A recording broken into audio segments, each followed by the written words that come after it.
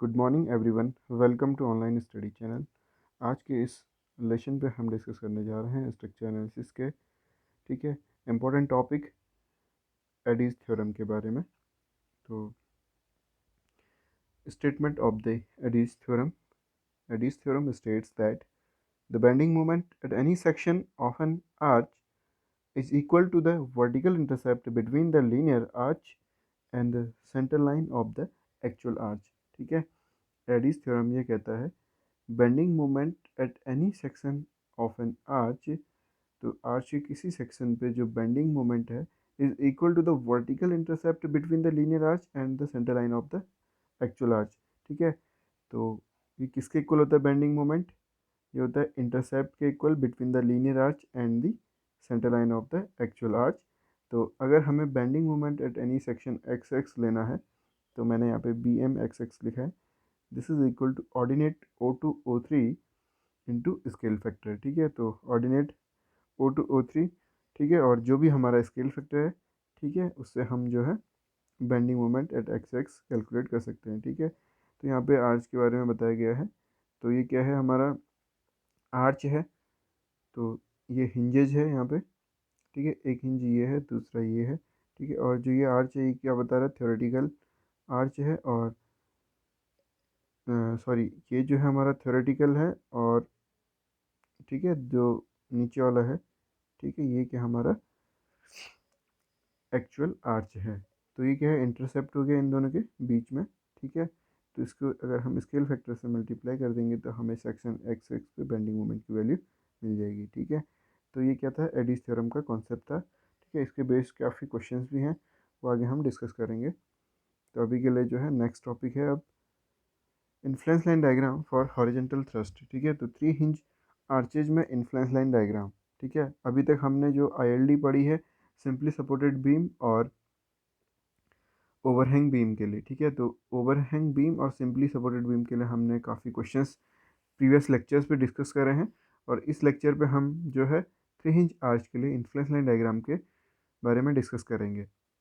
तो आइए देखते हैं, एक क्वेश्चन है ये, एज अ एनालिसिस हम इसको ले रहे हैं।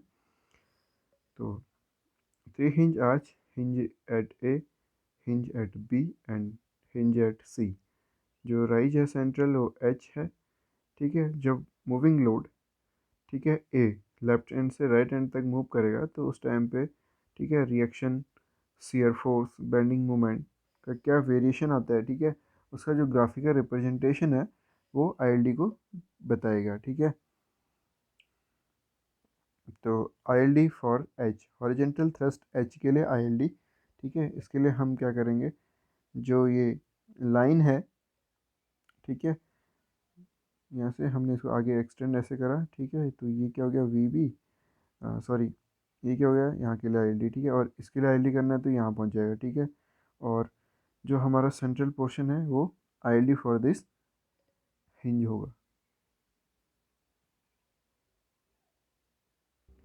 This influence line diagram is the representation for the horizontal thrust. ठीक है, तो हॉरिजेंटल थ्रस्ट के लिए क्या है, ये आईएलडी है। तो इस क्वेश्चन पे सबसे पहले हम कैलकुलेट करेंगे हॉरिजेंटल थ्रस्ट। ठीक है, तो आइए हॉरिजेंटल थ्रस्ट को किस तरीके से कैलकुलेट करते हैं। तो taking the moment about point C point के अबाउट हमने मोमेंट कैलकुलेट करना है। तो इस पॉइंट के अबाउट मैंने सेक्शन एक्स एक्स ड्रॉ कर लिया। ठीक है, इस सेक्शन में मुझे मोमेंट कैलकुलेट करना है। तो the V A produce the clockwise moment. ठीक है, और H A produce the anti clockwise moment. ठीक है, तो एच ए एंटी क्लॉकवाइज और वी ए क्लॉकवाइज मोमेंट देगा।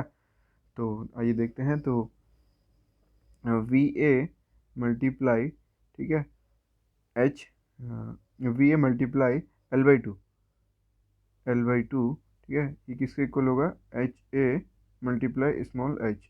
ठीक है, तो यहाँ से एच ए की जो वैल्यू है वो क्या हो जाएगी, V A into L upon 2H। ये क्या हो गया, वी ए की, सॉरी हॉरिजेंटल थ्रस्ट एच की वैल्यू है। तो जब हम एच ए के लिए ड्रॉ करेंगे तो कैसे करेंगे, इस पोर्शन को आप ऐसे राइज कर दीजिए। ठीक है, और जब एच बी के लिए करना है तो इस पोर्शन को ऐसे राइज कर दिए। ठीक है, तो जो हमारा ये पोर्शन होगा ये ILD for the 3 hinge arch है। तो ये हमने ड्रॉ करा। तो case 1, unit load is somewhere between A and C. तो ए एंड सी के बीच में क्या है, यूनिट लोड है। तो bending moment at C equal to 0। This implies that, ठीक है, अगर ए सी स्पैन पे लोड मूव कर रहा है तो हमने सी पे स्टैंड करके राइट डायरेक्शन पे देखना है, राइट साइड देखना है। तो V B into L by two minus H B into H is equal to 0। तो यहाँ से एच की जो वैल्यू है क्या आ गई, L upon two H into V B. तो I L D for H equal to I L D for L by two H into V B, ठीक है। तो हॉरिजॉन्टल थ्रस्ट के लिए जो आई एल डी है वो क्या है, I L D for this value. तो draw I L D for L upon two H V B and consider the portion between the A and C only. तो connect remaining ILD as shown in figure. तो draw ILD for L upon 2H VB and consider the portion between A and C only। ठीक है, हमने इसके लिए ILD draw करना है और इस पोर्शन के बीच पर ILD को कंसिडर करना है, ठीक है, और उसको कनेक्ट करना है।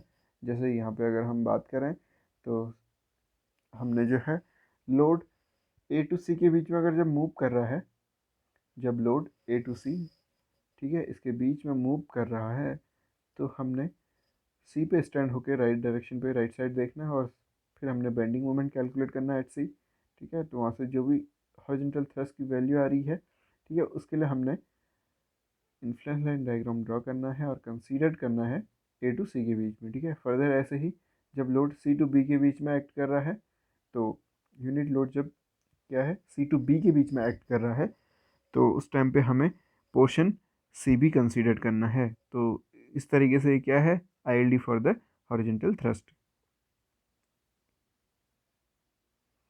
आइए अगला क्वेश्चन देखते हैं। Two wheel loads of magnitude of 10 kilonewton and 5 kilonewton spaced 5 meter apart are moving on a 3-inch parabolic arch of span 40 meter and center rise 10 meter. Maximum horizontal thrust develop in the arch is। तो जो हमारा maximum horizontal thrust है जो कि arch पे develop हो रहा है उसकी वैल्यू हमने बतानी है। तो यहाँ पे क्या है, सेट ऑफ मूविंग लोड्स है, सेट ऑफ पॉइंट लोड्स हैं जो मूव कर रहे हैं, ठीक है, इन अ 3-इंच पैराबोलिक आर्च। तो जो स्पैन लेंथ है वो क्या है 40 मीटर है, जो सेंटर राइज है 10 मीटर है। Let us consider the 10 kilonewton acting at C, और जो हमारा 5 किलोन्यूटन है वो क्या कर रहा है, लीड कर रहा है, और दोनों लोड के बीच की जो डिस्टेंस है वो 5 मीटर है। तो हॉरिजॉन्टल थ्रस्ट के लिए हमने आई एल डी ड्रॉ करना है। तो इसके लिए आई एल डी जब भी ड्रॉ करेंगे, ठीक है, इससे पहले हमने कैलकुलेट करा, ठीक है। तो यहाँ पे क्या हो गया, L upon four H equal to, ठीक है, इसकी वैल्यू क्या होगी 40 अपॉन 4 इंटू 10, ठीक है।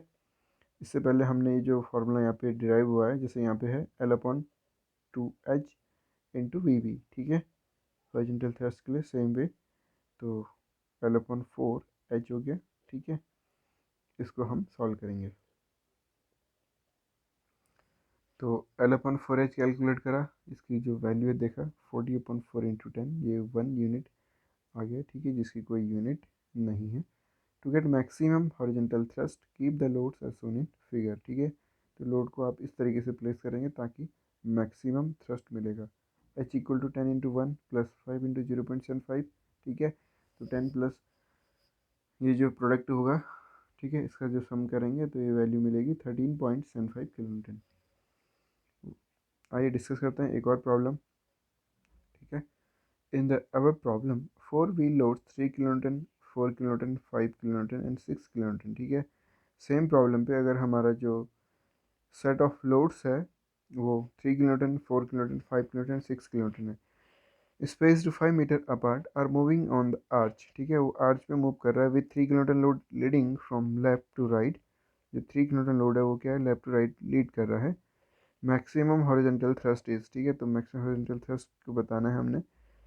Since ILD for H is similar to ILD for the bending moment at any section C of a simply supported beam, तो हम ये जानते हैं ILD for H is similar to ILD for the bending moment at any section C of a simply supported beam. So to get maximum H, keep the load such that average load on AC equal to average load on BC, ठीक है। ये जो हमने case discuss करा था influence line diagram for the simply supported beam, ठीक है। तब हम क्या कर रहे थे, average load on the span AC equal to average load on the span BC, ये चेक कर रहे थे।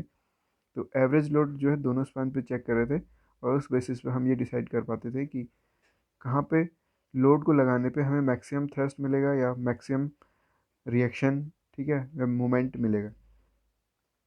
तो व्हेन 3 किलोन्यूटन लोड क्रॉसेस, ठीक है, तो एवरेज लोड ऑन AC कितना हो गया, 6 + 5 + 4/20। तो एवरेज लोड ऑन AC कितना है, 15/20, which is more than 3/20 average load on BC। When 4 kilonewton load crosses, तो कितना है average load on AC, 11/20, which is more than 7/20।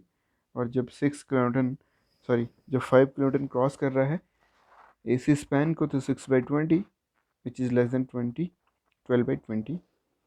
तो यहाँ पे अरेंजमेंट है लोडिंग का, तो 6 5 4 3 किलोन्यूटन स्पेसिंग है 5 5।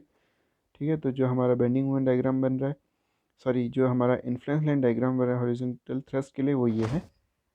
तो ये क्या है, ID for the horizontal thrust. ठीक है, और जो ऑर्डिनेट्स हैं वो हम कैलकुलेट कर लेंगे। तो ठीक है, L/4H, ठीक है, दिस इज इक्वल टू 1.0 आ गया था। ठीक है, कैलकुलेट करने पे। और जो फर्दर है, देखिए यहाँ पे क्या है, 0.75 है, इधर कितना है, ये है। तो अब हमें कैलकुलेट करना है मैक्सिमम थ्रस्ट वैल्यू। ठीक है, तो फॉर द मैक्सिमम थ्रस्ट 6 × 0.75 + 1 × 5 + 4 × 0.75 + 3 × 0.5। ठीक है, जो हमारा गिवन लोडिंग है उसको हम इन्फ्लुएंस लाइन डायग्राम से ऑर्डिनेट से मल्टीप्लाई कर देंगे।